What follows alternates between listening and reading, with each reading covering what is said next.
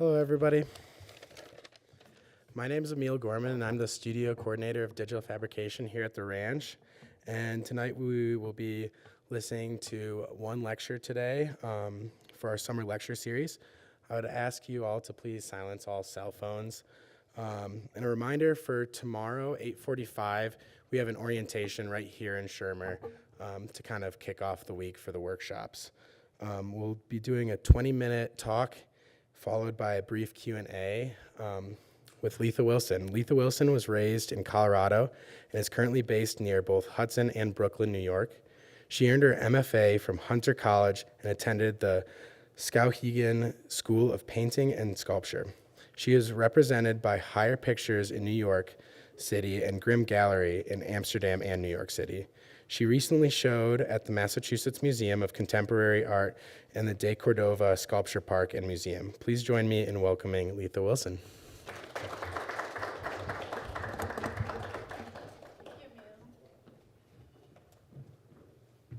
Hi, everyone. Woo. Hi.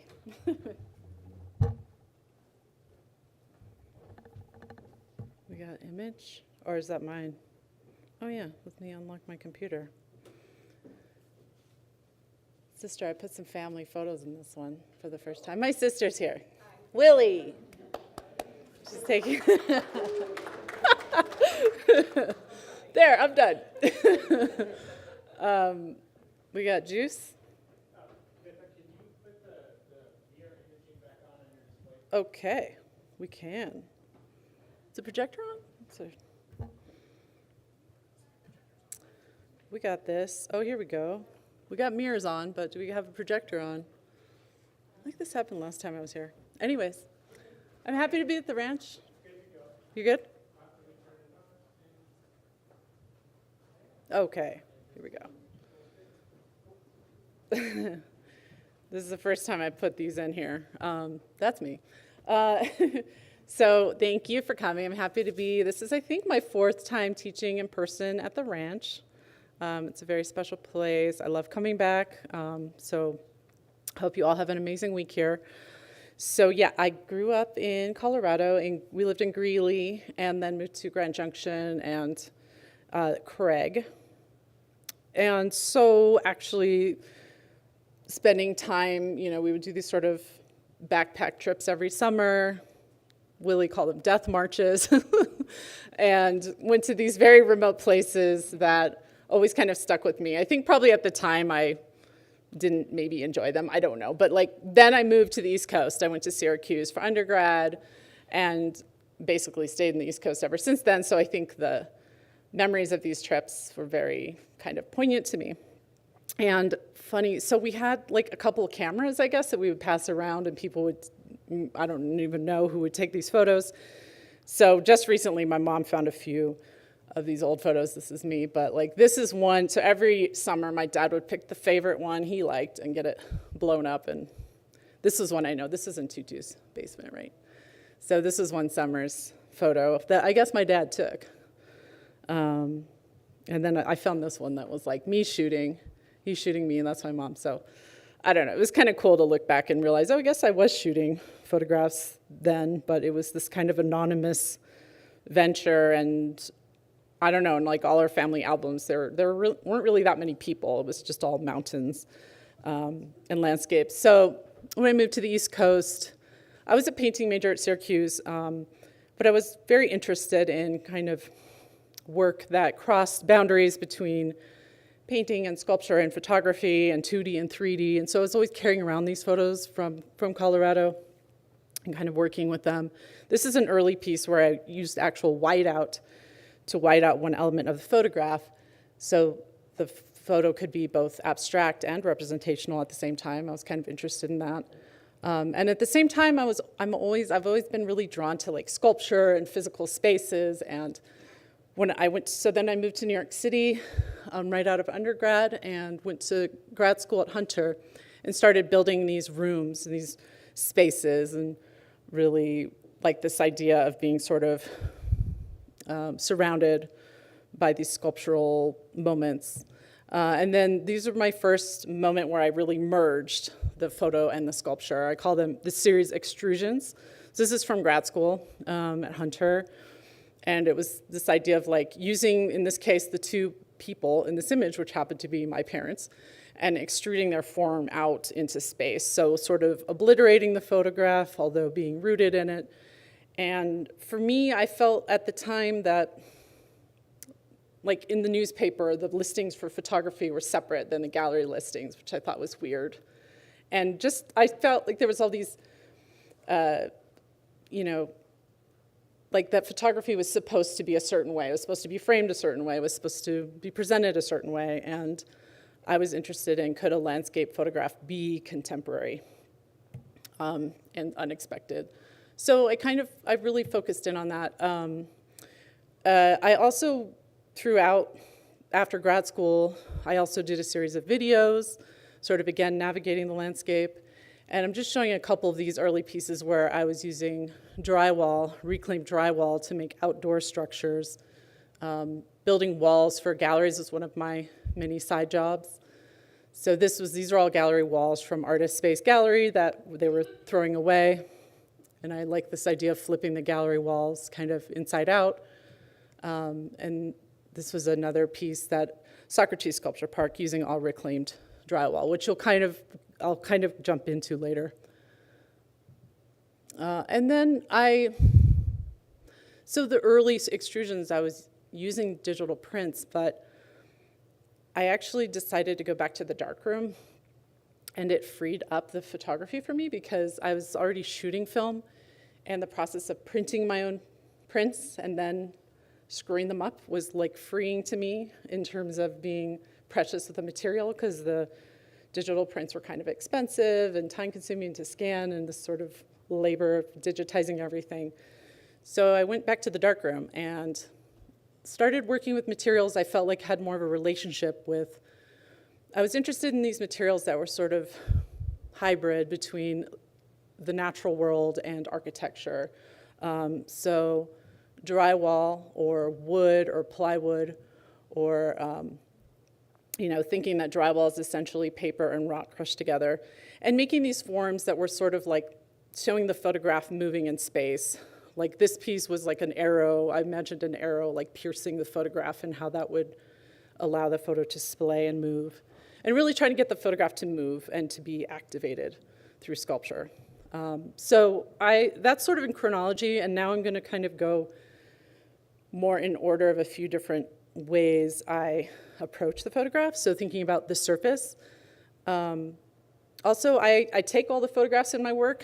People don't really, it became important. I mean, I always have, but at a certain point I decided that was also important to my work, because the process of me going to these places and taking these hikes and observing comes back to the studio. So there's a sort of time involved in the work. But also I realized I could take a photo such as this of just a few rocks, and that could be a piece, not just this vista.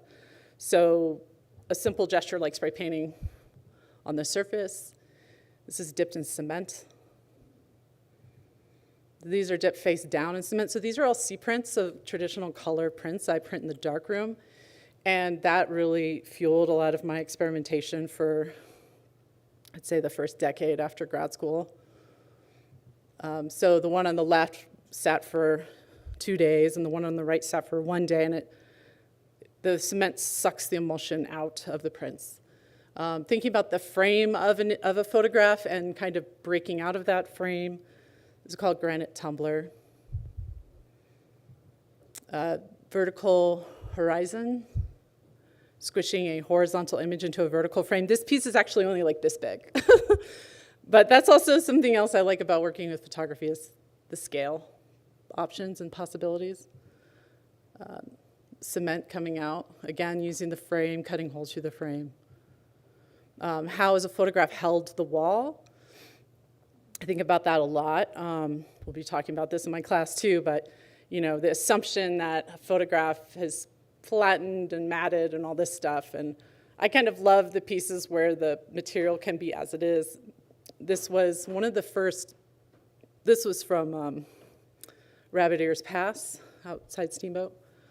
It's only rarely this beautifully snowy, but This is one of my first photographs I printed for my medium format camera that I got, that was handed down to me. And it was just such a beautiful photograph, and I carried it around and around, and then I just had this idea of like punching it in the face, and that this piece of wood would sort of hold it up and also kind of destroy it, but also the relationship between the wood and the image. So I liked all that happening, and it was really kind of a gesture.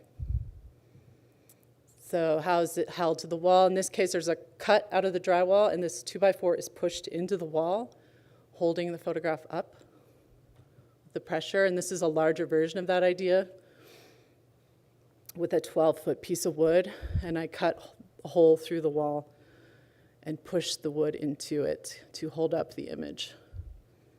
Get a little close up there. And again, like how is it held up? In this case, it's slotted. I cut 2 slots in the wall, and the photo is being held up by the pressure of that bend. And how much something as simple as that kind of bend can change how you experience an image. This piece was somehow trying to work in this circular gallery, and it's also kind of an homage to the Charles Ray piece with the body, which is also a reference to, what's his name, Sarah's piece. So anyways, it's kind of referencing these old school sculptors, but also in this case, it's really like a performance, like using this giant piece of wood to kind of push this photograph into the wall, and that's just a digital print, a very large one, 6 by 8 feet. And again, holding up the photograph, so this is encased in a concrete pillar. And sort of, a lot of the ideas start small and gradually scaling things up, figuring out how to make them. But I poured this in one single cast in my studio, and it's a single print. And it's interesting because often the pieces are very heavy yet fragile, so sort of that balance, which I'm interested in. Using a piece of steel, again, hole cut through the wall to hold up this print. So I really do love when I can kind of respond and work directly with architecture of a gallery or space. What about the back of a photograph? So this is kind of an earlier piece. You can see the triangle cuts. You see the back of the photograph that I mounted paper I painted red. And then the triangles, you see the wall, and then you see the front. So I really like that, seeing multiple sides. Again, going through the photograph, these are bronze pipes. This was a series I made of all photos I took in Joshua Tree with pieces of bronze. And I unfortunately forgot my artist book, but I've done 3 artist books, and that is something I really love about this idea of working with the book format is you can see the front and the back of an image. So in these books, like I cut with hole punches, rips and tears into the actual pages of the books. And again, what's behind the photograph and this piece, I installed it at a gallery that had a hidden window behind this wall. So there's often these sort of hidden moments of the architecture, cut holes out of the wall and the piece. So the actual light from outside comes through the piece, and it's a real surprise when you're there because you're not really expecting. It happens to kind of look like the Big Dipper, which was a happy accident. So I've done a few versions where these sight lines and view holes through the photograph and through the wall to other rooms. This was an installation I did in Portland. And again, there's these hidden windows behind there. This is a nice project because I was able to go and shoot in Portland and, the coast of Washington and the Painted Hills and use images from all those travels in this installation. And these are actually newer pieces, but again, you see that wall coming through. These are UV prints on steel, making these frames, but where the wall behind is like a major element in the pieces also. And what about the surface of an image? So simply, something as simple as like folding and unfolding a photograph. This was an early piece that was sort of, again, like a drawing, folded into an airplane and unfolded, and then I kind of did this on a few larger scales too, but I love how that gesture just sort of changes the image so much. Hug. This was a photo from the Grand Tetons. Yeah, like the Grand Tetons is a place I thought, I had this idea when I saw a documentary of Ken Burns about the Tetons.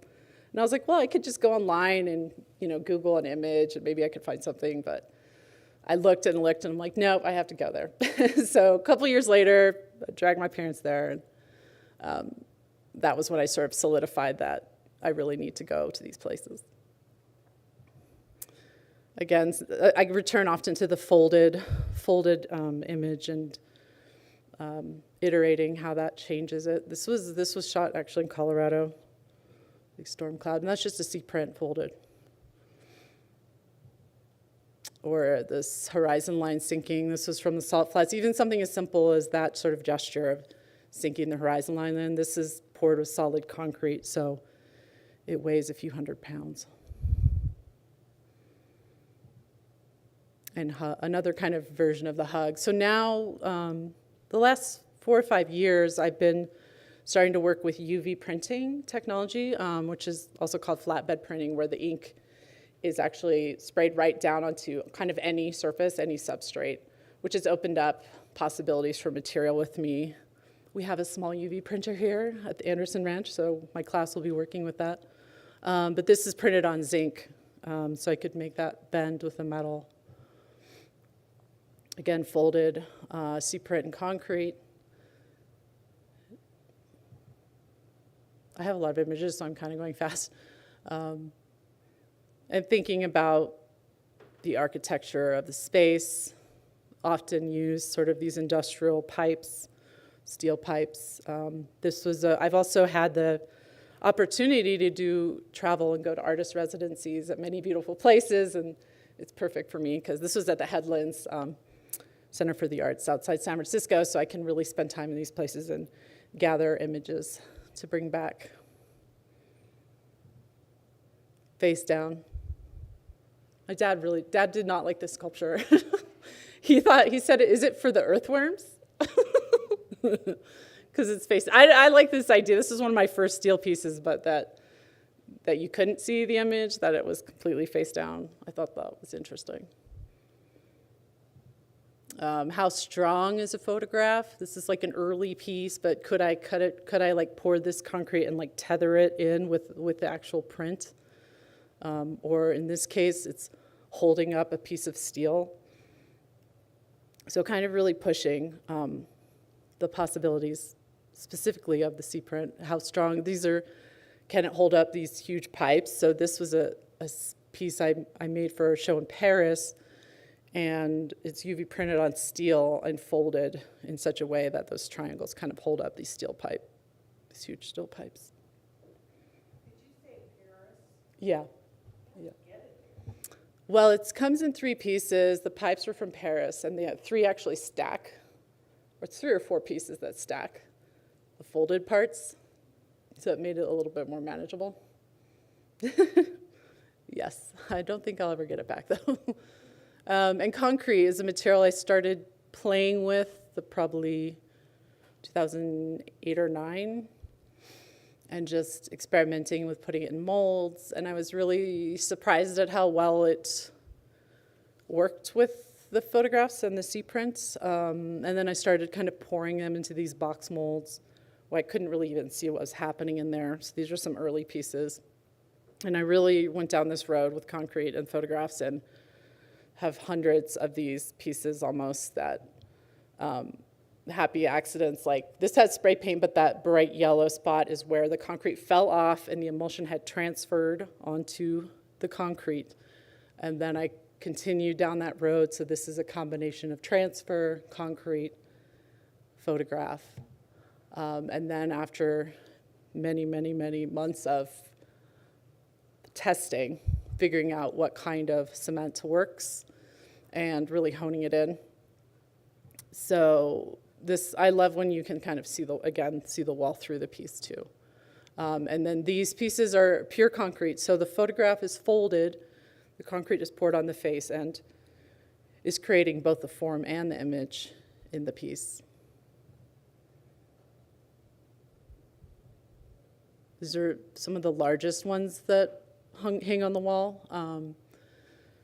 Probably a dozen prints in the darkroom. So also when I print in the darkroom, I use rocks and sticks to kind of hold the paper down, so they come through as these sort of photogram elements. This is probably about 400 pounds. I was actually born in Hawaii, and my parents met there, and we were all born there. But I left when I was 4, so I got to go back and do a travel. Had a travel grant to go back there in 2015, so I spent a month shooting in Hawaii and continue to use those images in my work because I kind of get obsessed with these greens. And sometimes I am thinking in terms of like the color palette or when I'm approaching a project. This is an install view of. And then starting to incorporate steel with the frames of these concrete pieces, rusting them, including steel on the face of them, so they really become an element. This is Bryce Canyon. You probably might recognize if you've ever been there. You also see the texture of the plywood. So they're very like touchable, I think, and there's a lot of kind of mystery and like little crevasses because it's also gravity that's causing the shapes because it's poured and it's flipped upside down. And then to me, it's kind of interesting also combining the layers of these places. So this is Hawaii and also Yosemite as a transfer. And then I started UV printing onto these concrete pieces. So I can print also over the frame of the pieces. So there's C-print, concrete, and UV print. Or adding colors. This is kind of a newer one. But yeah, it was kind of it was hard in COVID because there was a lot of things I couldn't do because I didn't have access to certain machines. So concrete's always something I go back to.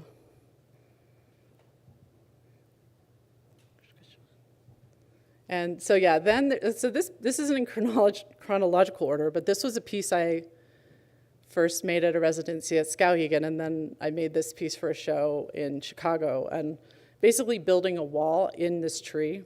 It was up for 6 months, and since then I've made one more, but I don't know, I love this piece because it's really just to show off the tree itself and the shadows, and it's facing west, so it changes over the seasons. This is the back of the piece. There's not a single screw in the tree. The tree is not harmed in this piece. And this is how it looks, how it looked at the end of the summer. So yeah, I'm really interested, in going forward, like work that is outside that changes, that isn't necessarily gonna stay static. It's a close-up of that. And so right after that, this was the first piece I did that was really a large scale and using the architecture of the space as the sculptural element to break through the image. So this was at the Bemis Center for Contemporary Arts in Omaha. And this column that kind of goes through the piece. And the photograph has this ponderosa pine that I kind of scaled to be about the same width as the column. So that was really a cool project. And then this piece gets destroyed at the end of the show. So the next opportunity I had to make something like that was art in general. For this one, I really wanted to do a curved piece and have it built. I built it around this column in the space, and it's double-sided. And it's just made out of bendable wood. And that's also from the Grand Tetons, actually. It's called Moonwave. And this piece, again, like pushing through the walls. So this is a double-sided print. This piece is kind of nice because it can go and be moved and installed in different spaces because it just requires a slot in the wall. And this was at this gallery Higher Pictures, and I was hoping it would go farther in the wall until I started cutting the wall, and I hit a pipe, and I was like, oh, hey, Kim, you promised me there's nothing behind this wall. So it only went into the office like a few inches, but it still worked. So this is the office, the gallery. She gets little people through. But then I was able to show it somewhere else where it went a little farther in, so that's kind of cool. And this was from 2020, so yeah, this was a commission for elementary school in Brooklyn, public artwork. So this was very cool, but also like, a 3-year project, which was kind of new for me. And I did sort of embellish and like have these moons kind of make this wave in the image. I don't know, it made me think of like, so when I was in Girl Scouts, I got this book for selling cookies. I hated selling cookies, but it was called like Wonders of the World or something. It was just this awesome book of just beautiful places. So I thought of that, making this piece like, if you were a kid and just see this kind of faraway place, would it get you interested to want to go there? And these triangles and half circles. So kind of geometry and math are always it's always coming back to that too.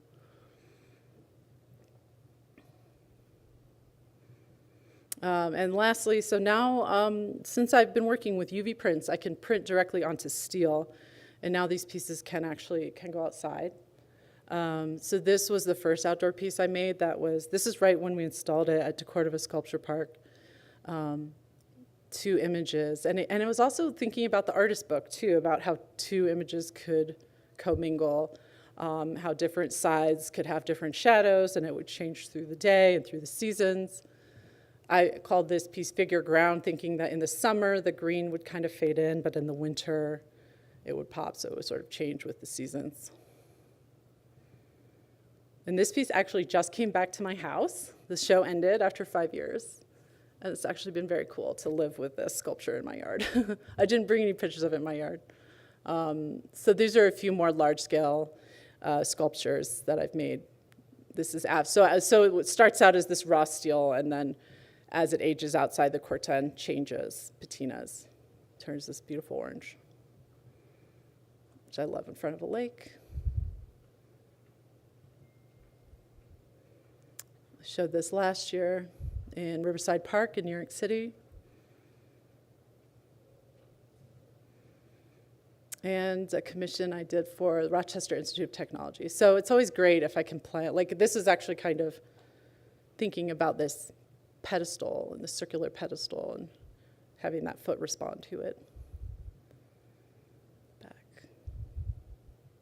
And that's my last image. I'm not very good at any of my talks anyways. So that's it.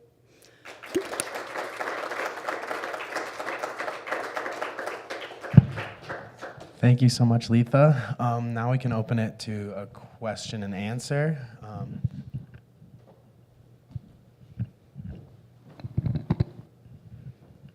I love it. I have a question about your fabrication. So on those larger steel pieces, do you send it out? Do you do a cut sheet? You do the specifications, a plan from which your fabricator can do that, and then how do you do that? So for the largest one, so I make models. That's kind of how I start working, is scale models. And then I have a metal shop I work with in Brooklyn, and they will take that and turn it into a shop drawing and kind of go over the numbers, and then we get the metal cut, and then they clean it, and then I take it to a printer, and then it goes back to the shop, and then they weld it. So even after it's printed, they can weld it, and it won't harm. Yeah, I mean, it kind of burns out, smells kind of funky, it kind of looks beautiful. So yeah, weld it after I print it. So you prefer steel over, say, aluminum? You know, it's something, I've worked a little with aluminum. I do prefer steel. It's heavier, but it has more, when you bend it, it has more give, like aluminum will kind of break. You can weld it, you can burn it. So I'm sort of like into that process. Cool, thank you. Cool, thank you. Naima's here. I got a crash Ready to give a course talk, in girl? altitude sickness this afternoon. This is my friend So Naima, I just got out of the hospital. who happens to be also teaching sculpture this week. Yes, so I'm sorry I wasn't able to hear most of your talk. I can't or believe give you my came talk. just now to heckle me. Well, I had an IV, so now I feel like I can Oh, wrestle a now you're bear. like Can wrestle a bear, rejuiced. yeah. But thank you. And knowing you for a while, I've heard you talk about deinstalling your sculptures. What's the most permanent, have you ever done a permanent installation? And I'm curious about what it looks like over the course of 5 years, when the material or the image gets affected by the elements. Yeah.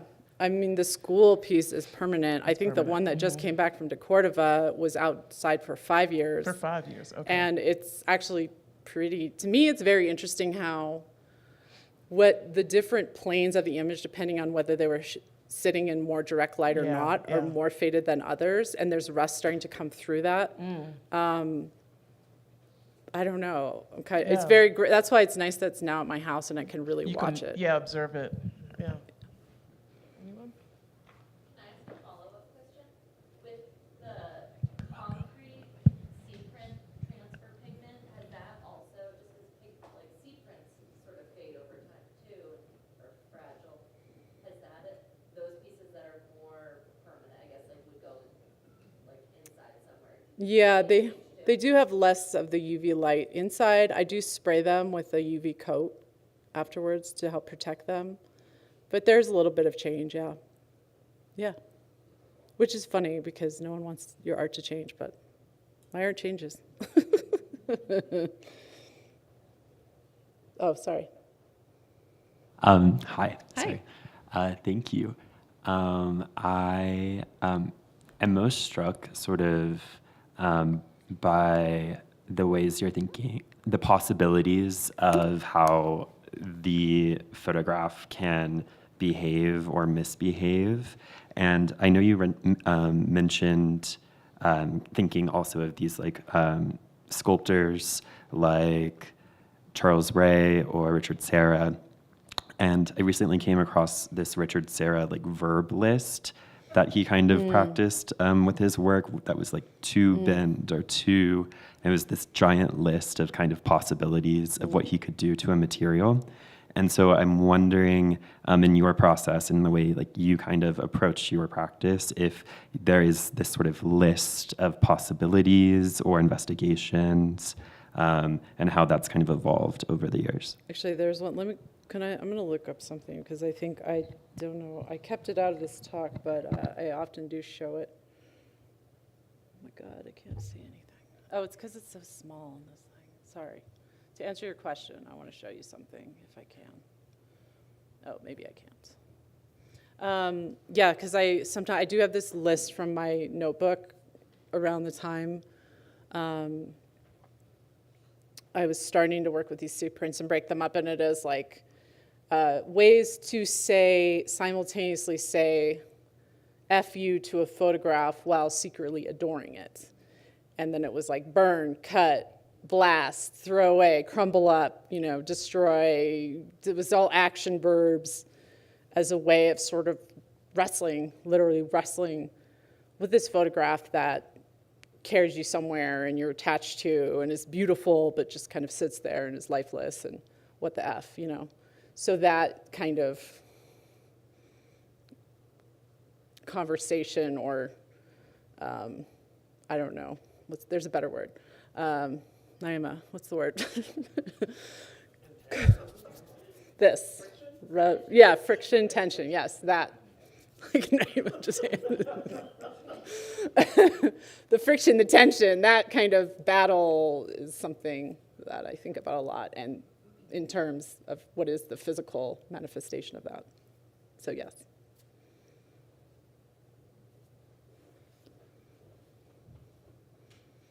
Thank you for this. It was super beautiful and interesting. And I was curious what your maybe your motivations or intent are regarding sort of an environmentalist message around this, or what critique you've received from an environmentalist perspective. Because I love it how you're bringing the outside in and built materials out, but there's an aspect to it that's sort of like an illusory or destructive. As you mentioned, some of your pieces are destroyed. And so I was wondering how you think about the environment or the messaging you're giving here.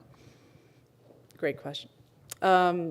So I think, first of all, the work comes from a very earnest place of reverie for the environment and time spent and awe inspired by the landscapes, particularly of the West, of the Western United States, and these sort of untouched landscapes, sublime moments that I'm sort of trying to capture by photographing them or grabbing them.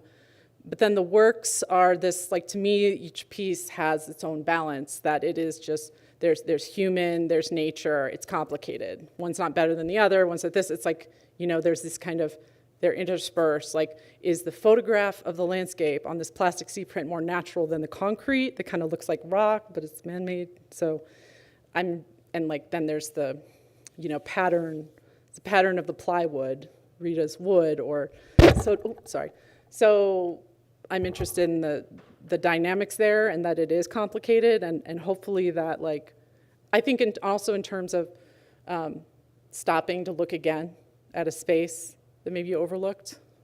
I'm interested in that idea. Yeah.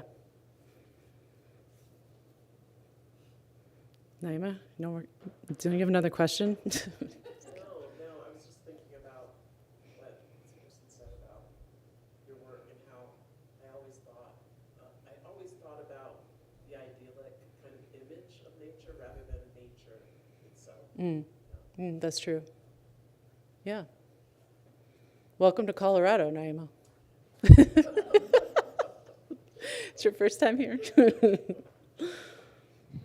Hi, I discovered your work in a book by Charlotte Cotton, Photography and Magic. Yeah, is Magic, and so I'm thrilled to be able to see your work and hear you talk about it. I did a question though. Something that came to mind was how you've also taken and brought photography back into the landscape, which, has that been done? And so I think that's really something that struck me from your presentation, so thanks. But also I had a question about the critique. I mean, I love the fact that you were, your work has a strong message about the parameters of photography and, let's go beyond what we think a photograph is and could become. But you also play with the institutional space of a museum or a gallery setting. Was it difficult navigating that to get some of those cuts to be made into the walls, or I think, how did you get that accomplished? Well, first of all, many of my early years in New York, I worked for an artist who was an art handler at the New Museum, and we built all the walls for the space or the museums or the galleries. So I spent all these time building the walls, and once you build the walls, you realize how to break them down, what's behind them, and it's all kind of an illusion. So it's this sort of magic of that wall, and the sort of once you paint it white, and this is untouchable, and it's because I knew how to make it, I knew how to destroy it and what was inside of it, and it kind of, and really, I mean, surprisingly, most people let me do that, because I just explained, this is what I'm gonna do. I'm gonna cut your shit down. You're gonna have to deal with it later. But yes, over time, or maybe by showing previous work that builds on the next work, it's all doable, So. So what are you gonna destroy next? Well, the week is early. Okay. So, thank you. All right, are we good? Okay. Thank you.